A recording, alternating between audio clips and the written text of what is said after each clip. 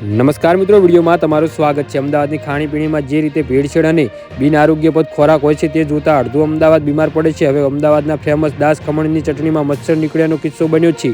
જી હા મિત્રો, અત્યારે હાલ મોટા અને મહત્વના સમાચાર સામે આવી રહ્યા છે। તો મિત્રો, સમાચારમાં વધુ વિગતવાર વાત કરીએ તો અમદાવાદના મણિનગર સ્થિત પ્રસિદ્ધ દાસ ખમણની ચટણીમાંથી મચ્છર નીકળ્યું છે। અમરાવાડીમાં રહેતા ગ્રાહકે સવારે દાસ ખમણમાંથી ખમણ ખરીદ્યા હતા, પરંતુ ખમણની ચટણીમાં જોયું તો મચ્છર પડેલો હતો।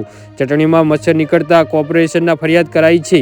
તો બીજી તરફ ચટણીમાંથી મચ્છર નીકળતા ગ્રાહકે વેપારીનો સંપર્ક કર્યો હતો, ત્યારે ચટણી બદલી આપવાની વાત કરી હતી।